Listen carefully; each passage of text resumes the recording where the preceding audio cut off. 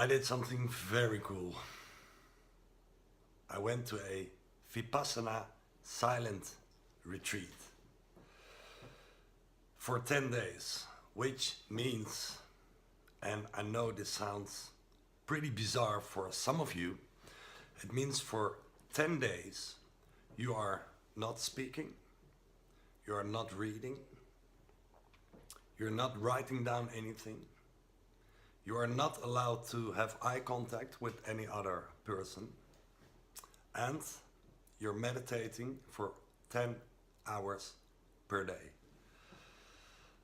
I've been wanting to do this for years, for 6-7 years, but I always felt a how do you say?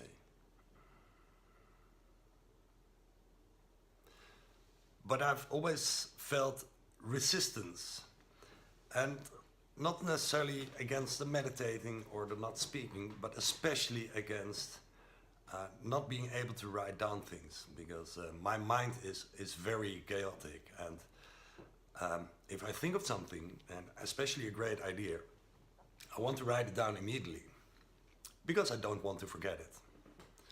So in this video I will share with you what happens in these 10 days, because it's quite mystical, and I'm going to share some light on that, and also my experience of the 10 days. So it started day 0, where I was coming in, and I sat down, and the mister who helped me, he said immediately, "Okay, give me your phone." And I muttered and stuttered the ridiculous words of, "But I've only 8% left." So this is where the first panic in my head started to come. Ridiculous idea, of course, but I have only 8% left. Who cares, you know? So I had to hand in my phone, and he said, "Empty your pockets." And I had money in my pockets. He said, "Give it to me too. You don't need that here." I'm like, "Okay," and I gave everything away. And then I was without a phone and without internet, and that evening we had a introductory talk, and this is where they said, you have to hand in your notebook and everything, all other books and everything as well. And this is where I had a big resistance. I actually, for the only time in these 10 days, I thought, okay, I'm not going to do this, you know, because I do want to write down things. Of course, you know, for the good listener, this is a fear of missing out, you know, of thinking of something like this great idea, this is going to change your life, and not being able to write it down, and the fear of forgetting it, so the fear of missing out.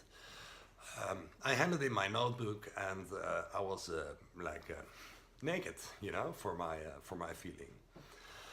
And that evening we stopped talking, and the next day at 4 o'clock you wake up.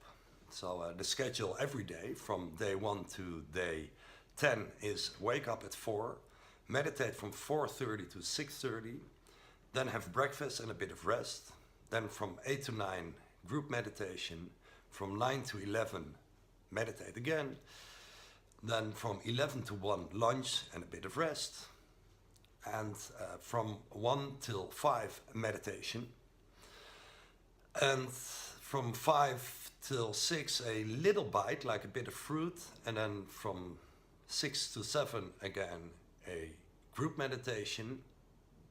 Am I saying that right? Yes. From 7 to 8:30 you get information from the founder of, not the founder of this method, but the founder of this method is Buddha himself. This is supposedly this is the meditation that brought Buddha enlightenment. The last teacher of this method is called Mr. Goenka, and the teachings are from 1991, and basically they put on a video of Mr. Goenka talking. So from 7 till 8:30 you get a 1.5 hour lecture of Mr. Goenka, and then from 8:30 till 9 o'clock you meditate again, and from 9 o'clock you go to bed, 10 o'clock lights out. Next morning wake up at 4 again, and the whole thing repeats itself. Now let me tell you what you do for the first 3 days. for the first 3 days, you're breathing through the triangle of your nose. So instead of, reciting a mantra or visualizing something, which you can do in meditation, or going to a feeling inside your body, whatever, you can go to my Meditating is Easy playlist on YouTube.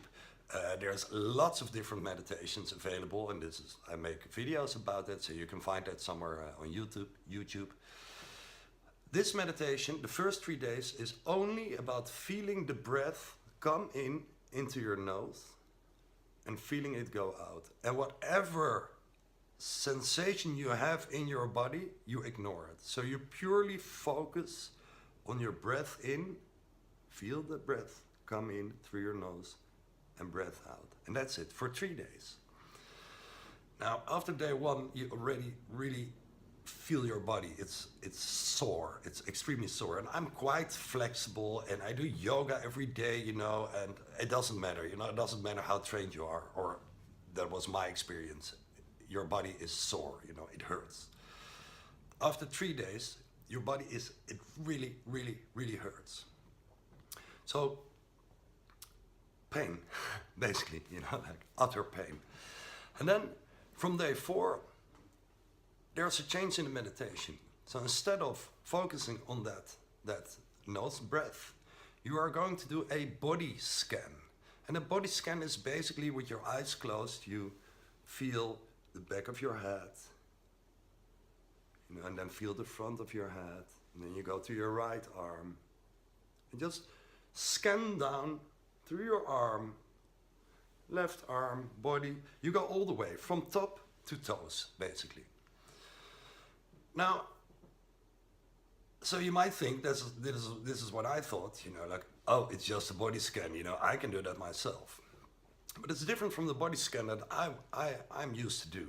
The body scan that I'm used to do is go to a feeling in your body and crawl into that feeling. And then when it changes, you go to where the feeling goes to, which is a pretty simple meditation. It's the number 4 in Meditating is Easy. What do you feel meditation? I believe it's number 4. I'm not sure, actually. The difference is that if I'm now focusing on my arm and I feel my left knee, I'm not going to go to my left knee. I'm going to stay with this arm. So you're ignoring all the feelings in your body apart from where you are at that moment, with which part you are scanning at that moment. It's pretty simple. Then, what happened day 4 in the night? I had a monkey mind. I couldn't sleep. Basically, I had, like one night I couldn't sleep. And the next night I was so tired that at 9 o'clock I just crashed and got a good night rest. So every odd day I slept, and every even day I couldn't sleep. The nights I couldn't sleep, especially day 4 and day 6, I had a monkey mind like never ever before. I really thought I was becoming crazy, and I wanted to bang my head against the wall. And I screamed to myself at a certain moment, stop thinking, stop thinking, stop thinking. I thought I was, like going crazy. The next day I asked the teacher, I said to him, like, I think I'm going crazy, like my mind is so wild and it's so going everywhere. It's not normal. And he started to laugh. And he said, I think you're doing it really well. I'm like, what? Are you making fun of me? And he said, if you're scanning your body in the right way, then this is what happens. You're releasing blockages by the body scan, and the way it comes out is through that monkey mind. So it goes poof, poof all the way. So this is actually releasing the mental toxins, you could say. So I wasn't crazy, or not as crazy as I thought I was. Then I don't remember exactly, so day 5 or day 6, you're going not to only scan your body from top to feet, to toes, but also back up. So if we keep it to the simple example of the arm, I'm scanning my arm down to the hands and then back, right? So that is the new thing. Then day 6, again at night, I couldn't sleep. Oh my God, I've been suffering, you know, and I feel so good right now, so it's really worth it. Day 6, I couldn't sleep again. Again, I had a monkey mind, and I was angry, you know, angry at people. There were a few people. I was repeating a conversation. I was angry, and you know, like I would like to look at myself as not being that angry person, but I was really angry. And at that night, I realized that I wasn't angry at this person or that person. I was angry at myself for not being myself completely, not having the guts to be myself completely with this person. And this is a good realization moment that anger, you know, if I become angry at you, maybe you have done something that is like hurting me, that may be true, but still it's me who becomes angry. And throughout these 10 days, there's one word that is extremely important. That is it's a really difficult word. Equanimity.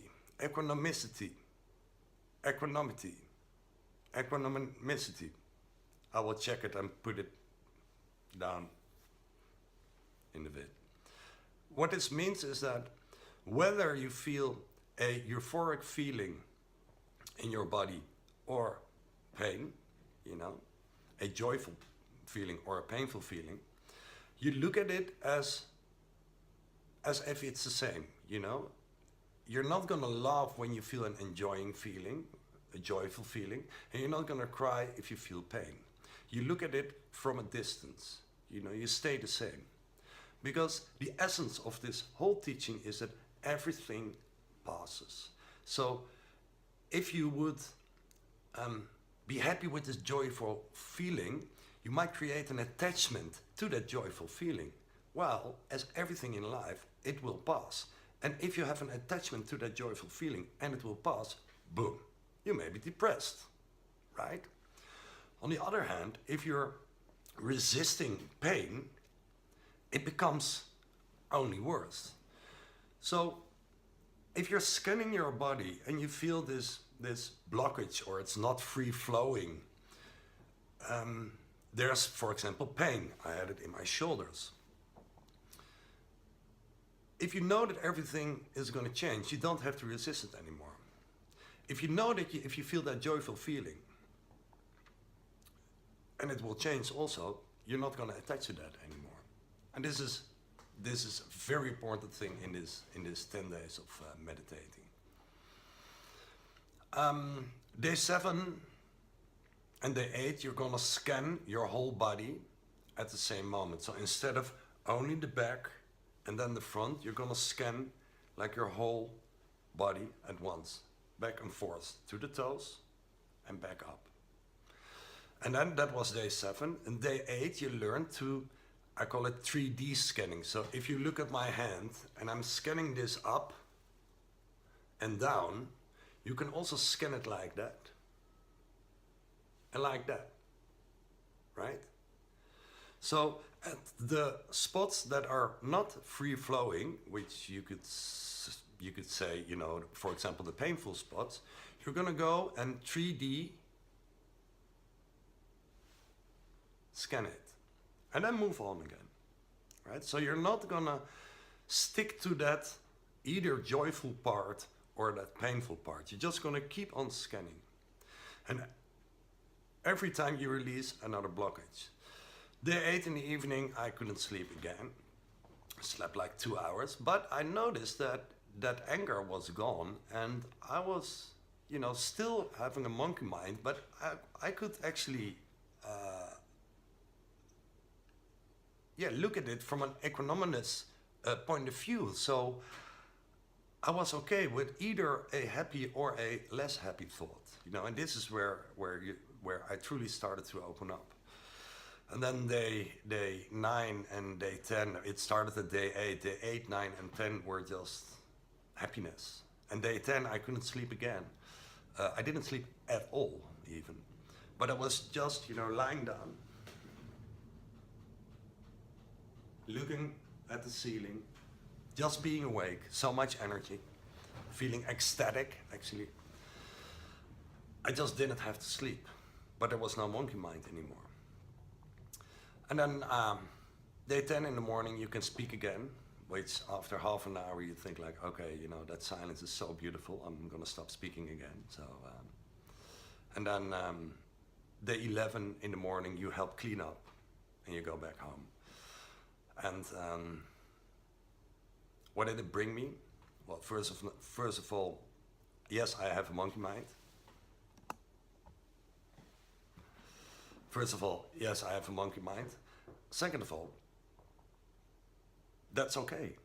It's okay to have a monkey mind, and by being in silence and having those long hours of meditation, you can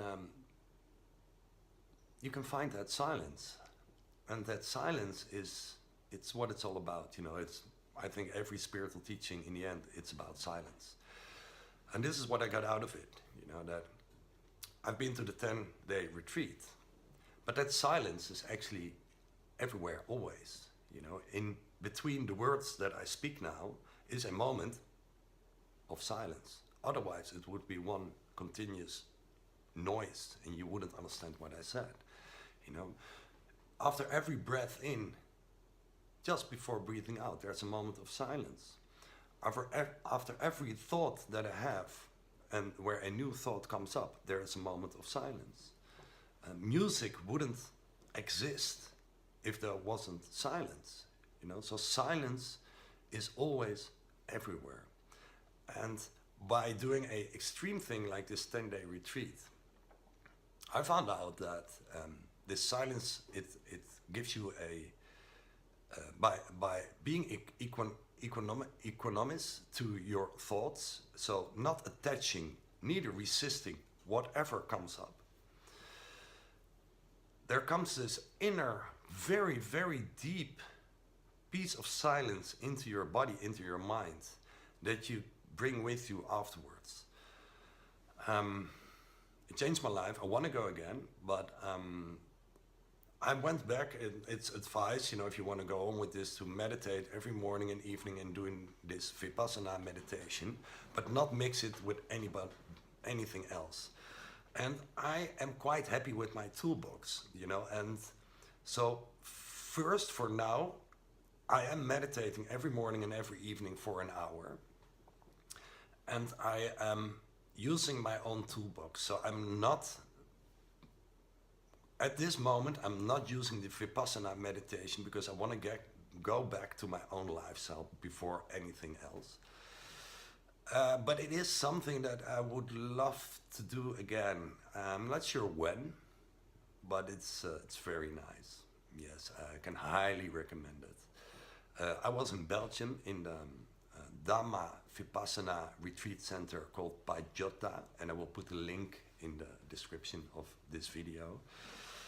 And I hope that this video inspired you a little bit and shed a bit of light on what is actually happening during such a silence retreat, but also that it's okay to have a monkey mind or to have pain, you know.